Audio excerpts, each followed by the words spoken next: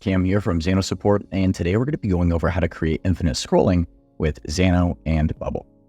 On Xano, we'll go ahead and create an endpoint that's going to return us some data, and on Bubble, we'll just create some front-end logic that's going to facilitate that mechanism. Together, we're going to go ahead and create a system that allows your user to scroll a repeating group, and it'll infinitely load, so as long as there's data. This video is based off of the how to connect Xano to Bubble. That video will be in the description, but this is how you do it. So on the page here, you can see that we have a repeating group. We have a count of items here. So it's representing the total in the list. And then each item is just ascending order, 1 all the way till how many there are. So as I scroll down in increments of 5, you will go ahead and see that bar cross the top left to the right. We'll scroll all the way down. And as it keeps on going, you can see no buttons are being clicked, but data is being loaded and stops at 101. If we go back up at the top, it grew from 20 to 101. So let's figure out how we do that. The way that we'll do that, we'll go ahead and head just first within Xano. We're going to create an endpoint, and a couple things to note. First off, this is a public endpoint. You could, of course, authenticate it and configure your user authentication. For demonstration's sake, it's going to remain public, and then you'll also probably notice a post. We don't need a post. We don't need to necessarily do a get either. It's completely up to you. The reason that I include a post here, because sometimes, depending on what I want to do, I want to include more information. Sometimes I want to include objects or arrays. And in the event that I'm including that information, even if I'm just getting information, I like to use a body of, or I like to use the body within the API request, which in this case, you can do with a post. So this is what it looks like. We have an input. It's an integer. And we have a query all records from our products that we've imported from our how to import data or how to use test data. That video will also be in the description. Now, we don't do anything really crazy here. We simply change the sorting and the paging. We click on this pencil, and then all we're going to go ahead and do really is we're just going to go ahead and enable paging here. We'll go ahead and click or just keep it on page 1, and per page, up to you. I like to use 5. And I didn't skirt over the sorting. I like to address this last because sometimes you'll notice that your data just, is out of order. And this sorting method is going to allow us to ensure that that data is in the order that you want.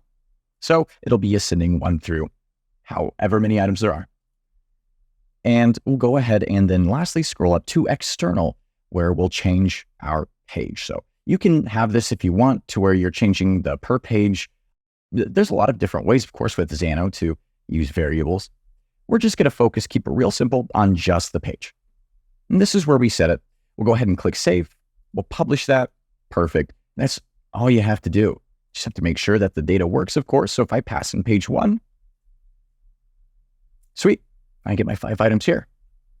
What's next is going to be Bubble. The actual working in product here is designed on Bubble. So let's focus on the actual logic that we're using. So one thing to note is that the design, of course, is completely up to you.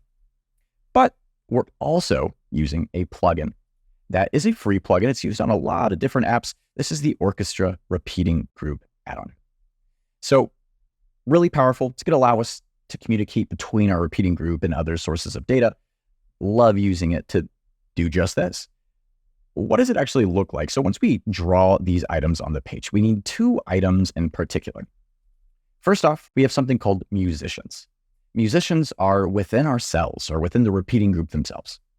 Then we have a maestro. This guy, he exists outside of the repeating group, wherever else you want to go ahead and use the data. So with that in mind, we go ahead and construct our page where we just drag the maestro here, and then we go ahead and drag the musician within the repeating group. We do a couple different things though, and this is the way that I build. There are different ways to go about building. In fact, there's 1,000 different ways to cut the cake, but this is the way I like to proceed.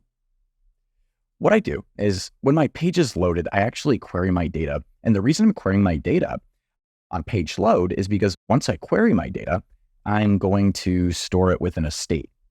This state exists on the page level. It doesn't need to, but for simplicity, I store it on the page level.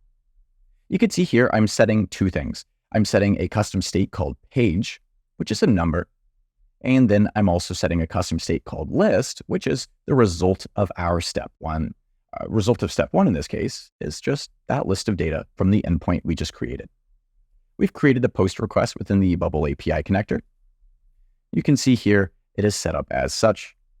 And as I was explaining earlier, I like to pass data in through the body so I actually can, be a little bit more, expressive with my data instead of having to use the URL parameter. There's also security concerns as well with the posts where you can pass it in the body. If it's over HTTPS, that data can't be seen versus if it's through a GET call, that data may be able to be seen. And maybe we don't want that. Now with that, once the page is loaded and we've set these states, let's go ahead and look at actually where the states are, what they are.